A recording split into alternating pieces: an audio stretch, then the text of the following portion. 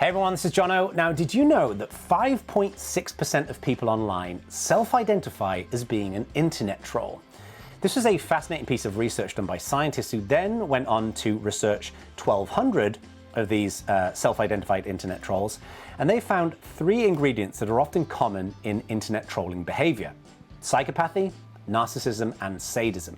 Now, I think this 5.6% figure is probably reasonably accurate. However, I think a much larger number of people online are not necessarily internet trolls, but they're generally antisocial in the way in which they engage and resolve problems online. So what I want to cover in this video is my framework that I use that's broken into 4 steps for how to deal with internet trolls and antisocial people. Okay, so let's dig in. Now, what I'm going to do is I'm going to go through these 4 steps and I'm going to illustrate this with some examples so you can kind of get a sense of what I'm teaching in this video. So let's first of all get these 4 steps on the board. All right. Now, the first step here is that whenever you're dealing with any kind of internet troll or any kind of antisocial person, is to always stay classy. In other words, never descend down to their level. Okay? A lot of these folks, what they're trying to do is they're trying to get a reaction out of you. They're trying to push your buttons, trying to get you to react and to lash out. And when you lash out, then they'll lash out back to you and it turns into this vicious circle. Okay? You never want that. We always want to take the high ground. The other reason why you want to stay classy here is that a significant portion of antisocial behavior is not necessarily due to psychopathy or narcissism or sadism. It can be often relatively benign reasons. And I'm going to illustrate a couple of these reasons over here on this side of the board. The first one is age, right? A lot of people, I'd say most people, when they're younger, they just don't have as much wisdom as when they're older, right? And the way in which we engage and communicate and solve problems is massively influenced by the amount of wisdom that we've got, okay? There's been many times in the past where I've been working with people who are being pretty antisocial. It turns out they're just kind of younger and they have less life experience. Not in all cases is this the case, but it's a pretty consistent trend. So age definitely plays a role in this. The other element to this as well is culture, right? People in different parts of the world culturally differ in how we communicate and engage with people. For example, I'm English. I'm originally from England. I've been living in California now, as I record this video, for 14 years.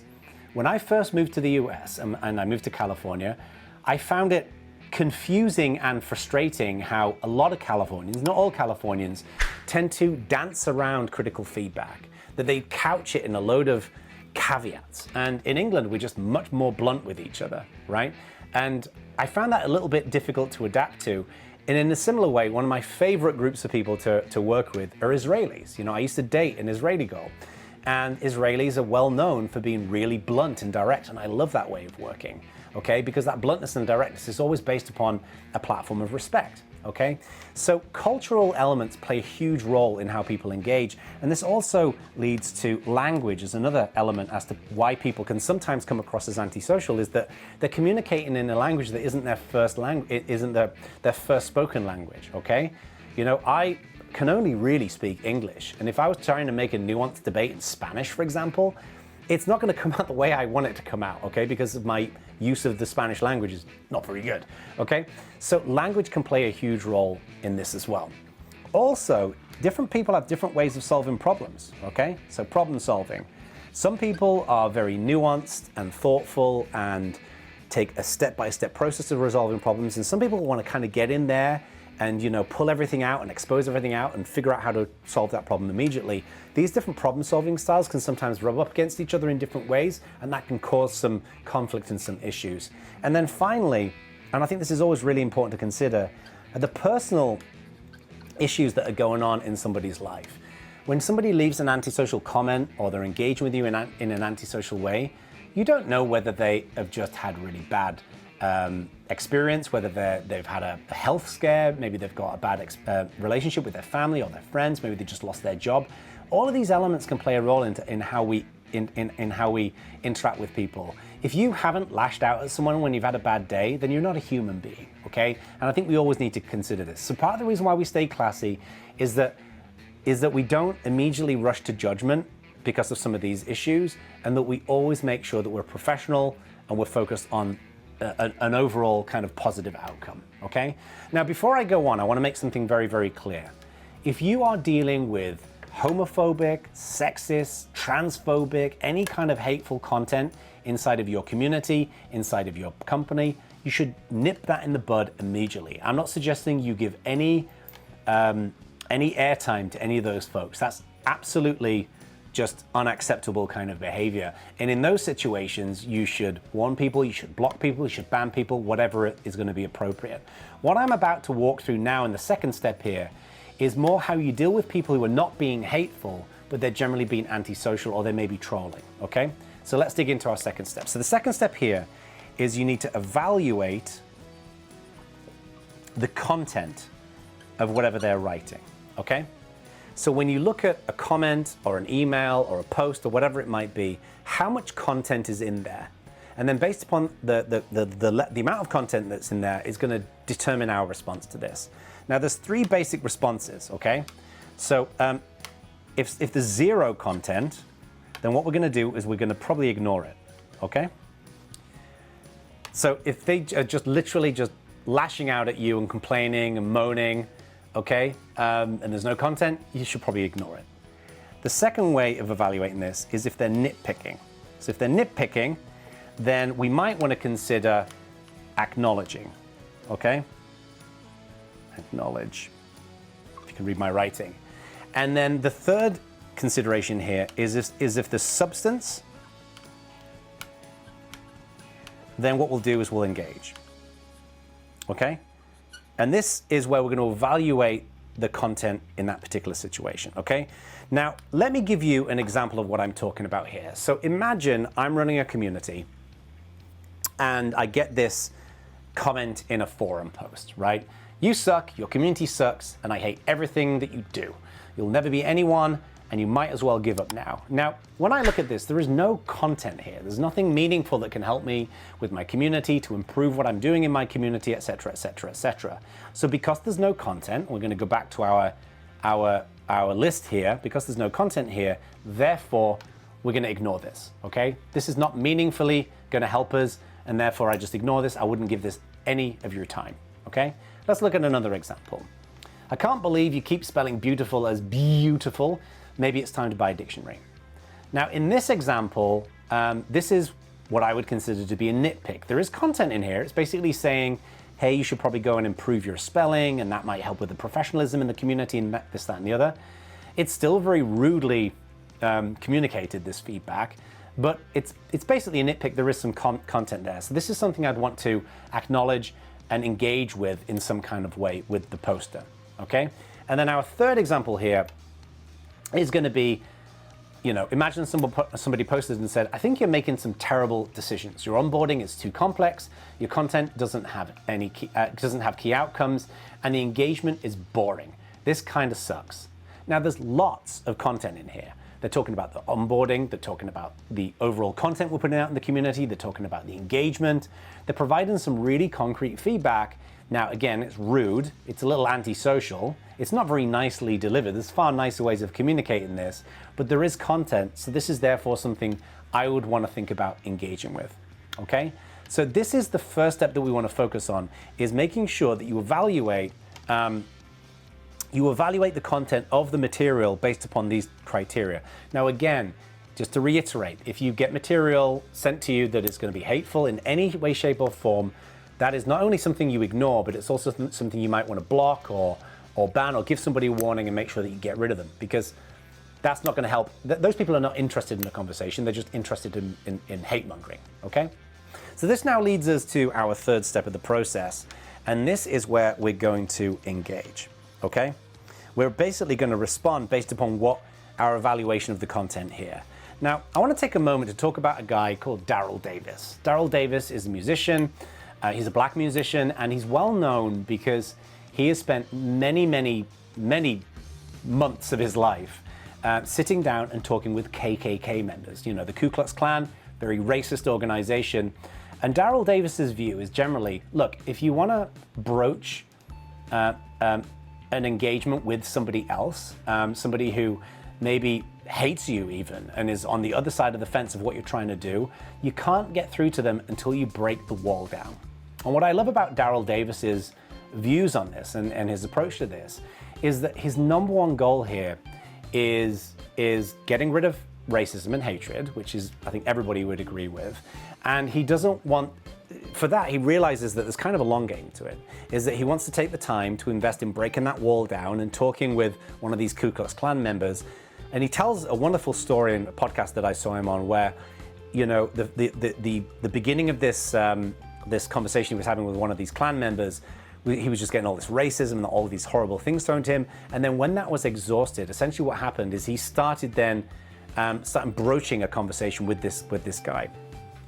And when that wall came down, not only did the Klan member start seeing some of Daryl's perspectives, but he started really questioning his judgment in the world. He started thinking, well, hang on a second, I'm supposed to not like this guy because he's black, but he's actually making some really interesting points. He's making some really valid points, and maybe I've been looking at things in the wrong way. And then that guy eventually left the Klan, right? Now, again, just the caveat, you don't have to deal with this kind of hateful content if you don't want to. Daryl is kind of an unusual case in this regard. It's kind of a very inspiring case, but an unusual case. My point here is that he realized that if you really want to deal with your critics in a way that's constructive, you need to engage with them in some way, shape, or form. And I completely agree with him on that. So this is where we get into the engagement part of this journey, okay? And what I want to do is I want to give you an example of how I would engage with our 3 examples earlier on the screen, okay? So this one earlier on, you know, you suck, your community sucks, blah, blah, blah, blah, blah, blah. As I mentioned earlier on, you're going to ignore this. So the response to this is very simple. Silence intensifies, okay? Don't reach out to this person. Don't respond to them. They're not interested in having a conversation. They're not interested in improving anything. They're not worth your time, okay? And a lot of internet trolling falls into this category. Just ignore them.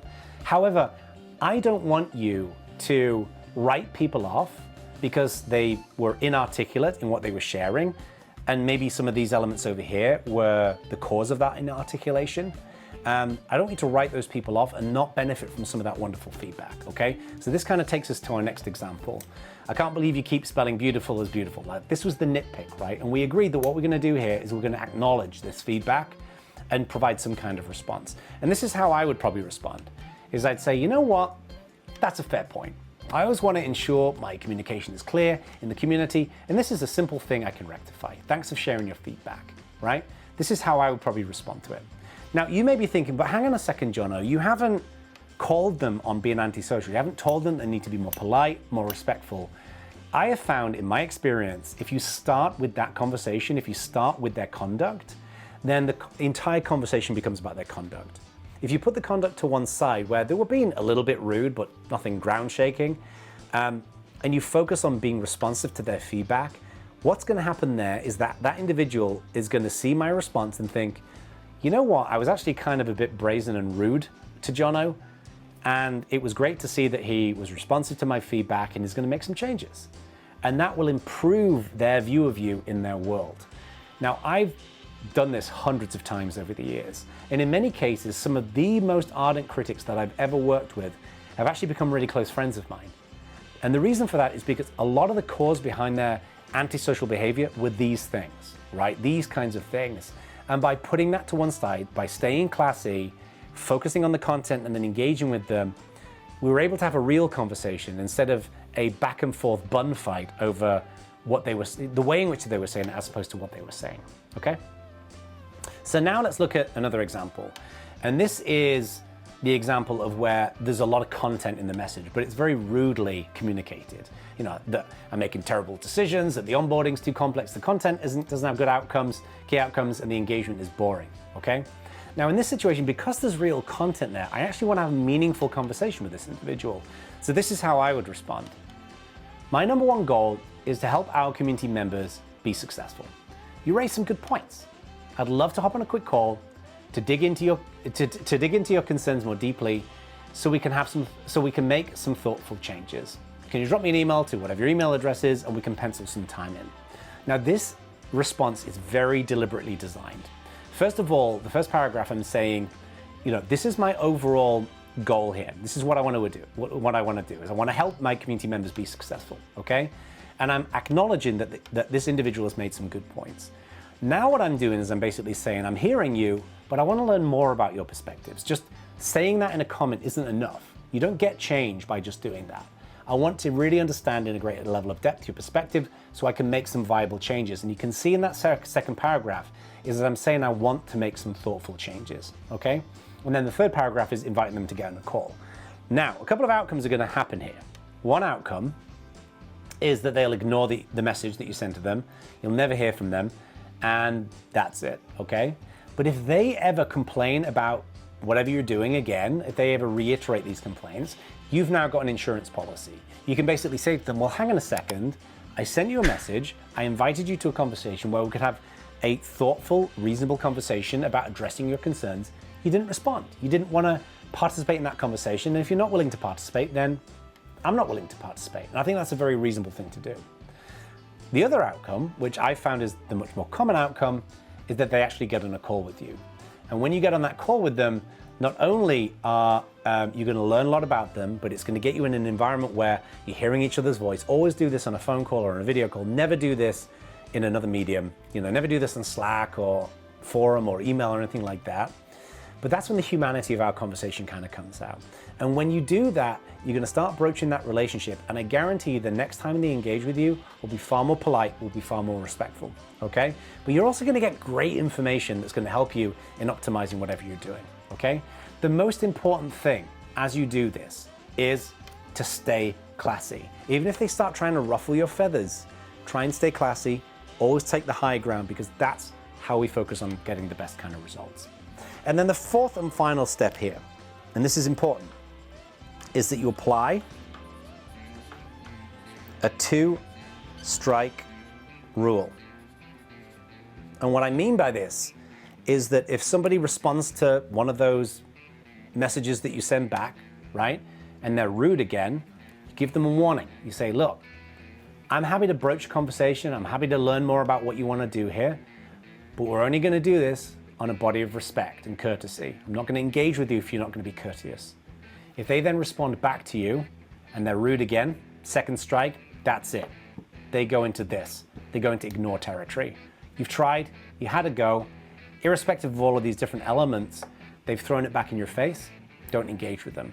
I found more times than not that you won't ever have to get to that 2-strike policy, that most people, when you engage with them, they'll then be interested in actually having a conversation. And as I say, some of the most fruitful conversations, some of the most impactful feedback that I've had over the years have been from some of my biggest critics, or some of the biggest critics of the organizations that I've worked with, okay?